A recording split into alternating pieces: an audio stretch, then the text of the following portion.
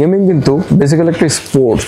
কিন্তু হ্যাঁ, আমরা যখন আগে গেমিং করতাম, আমাদের মা বাবা থেকে শুরু করে বড় যারাই ছিল তারা কিন্তু আমাদেরকে খুবই বকাঝকা করতো।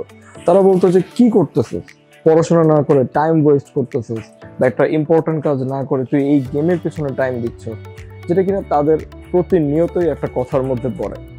কিন্তু এখন বাংলাদেশ সরকার কিন্তু ই স্পোর্টসকে একটা জাতীয় ক্রীড়া হিসেবে স্বীকৃতি দিয়েছে, যেটা কিনা একটা রেভলিউশনারি একটা ডিসিশন। এই রেভলিউশনারি ডিসিশনের মাধ্যমে কিন্তু আমাদের গেমিং টেকনোলজি, তরুণ প্রজন্ম এবং আমাদের ইকোনমির একটা বিশাল সুযোগ তৈরি হবে।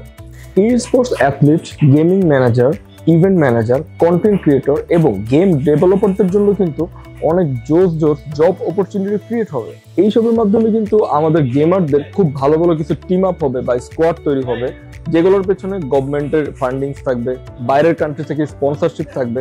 শুধু তাই নয়, এবং ইন্টারন্যাশনাল লেভেলের কিন্তু কিছু গেম থাকবে, যেসব গেমিং টুর্নামেন্টে কিন্তু আমাদের জন্য অংশগ্রহণ করা খুবই ইজি হবে। দ্যাট মিনস গেমিং বলতে কিন্তু আমরা এখন ওয়েস্ট অফ টাইম বলতেই পারবো না। এই গেমিং এর মাধ্যমে কিন্তু আমরা আমাদের intellectual work, skill, team up, এমনকি যে কোনো প্রবলেম সলভিং এর একটা প্ল্যাটফর্ম হিসেবে কাজ করবে।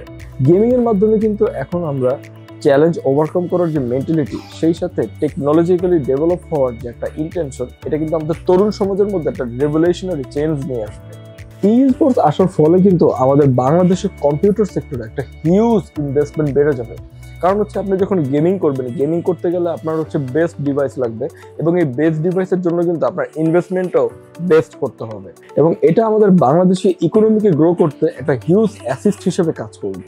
এখন কিন্তু বাংলাদেশি গেম ডেভেলপাররা এবং কি গেমাররাও কিন্তু ইন্টারন্যাশনাল মার্কেটে প্রবেশ করতে পারবে, এবং আমাদের যেটা স্বপ্ন ছিল ডিজিটাল বাংলাদেশ, সেটা কিন্তু বিশ্বপ্রান্তে নিয়ে যাওয়ার ক্ষেত্রে খুবই স্ট্রংলি কাজ করবে। যেহেতু ই স্পোর্টস কিন্তু এখন শুধু গেমিং এ নয়, এটা কিন্তু একটা প্রফেশন, এবং এই প্রফেশনকে কেন্দ্র করে কিন্তু আমাদের বাংলাদেশে এখন অনেক গেমিং ট্রেনিং সেন্টার কিন্তু গড়ে উঠবে। শুধু তাই নয়, 5G, AR, VR এবং AI টেকনোলজির প্র্যাকটিস কিন্তু খুবই বাড়বে। ই স্পোর্টস গেমিং এর ফলে আমাদের সাইবার সিকিউরিটি এবং ডেটা ম্যানেজমেন্ট সেক্টরটাও ডেভেলপ হবে। এবং আপনারা তো সবাই জানেন, গেমিং এর যাবতীয় ডিভাইস এবং গেমিং ল্যাপটপ কিন্তু পাওয়া যায় এন্ডা লিমিটেডের যে কোনো আউটলেটে।